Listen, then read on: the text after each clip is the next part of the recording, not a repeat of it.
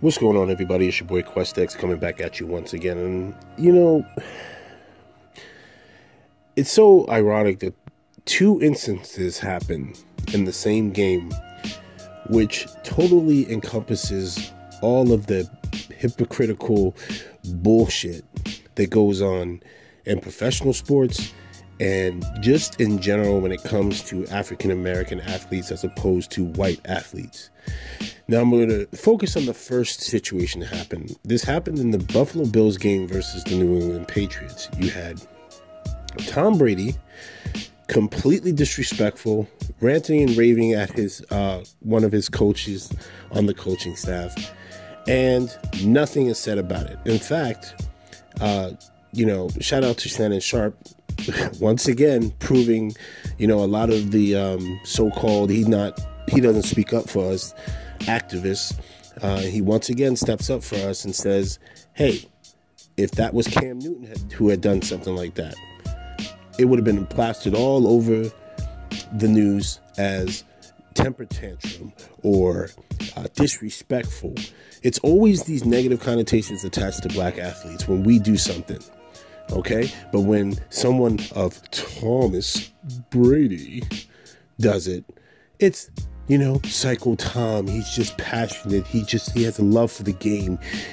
He was stressed. It's all these, they give these little passes to these athletes of Caucasian persuasion. But black athletes, no, we're thugs. We have anger issues. Oh, he needs to be suspended. Get him out of the league. Get him away from, he's not a professional. And that brings me to this meathead, blockhead, steroid-taking asshole right here. Okay? This Voltron-looking ass motherfucker who looks like a goddamn Neanderthal, who sits there and proceeds to take a brace that he has on his elbow, full force, his 240-plus pound body, while a man is on his stomach, not even visually able to see him or to brace for a hit, and proceeds to drive his elbow into the back of his head. And do you know what happened after that play? You saw most of everyone sitting up there, oh, wow, he was being held, so he just retaliated. And even now the sports media today is talking about he should be suspended for maybe one game.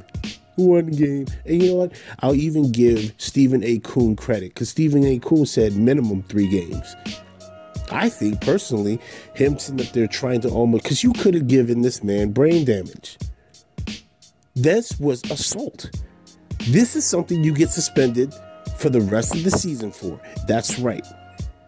Because if it had been anybody else like Vontaze Burfict, who's black, a thug. He's a thug. He needs to be out of here, criminal.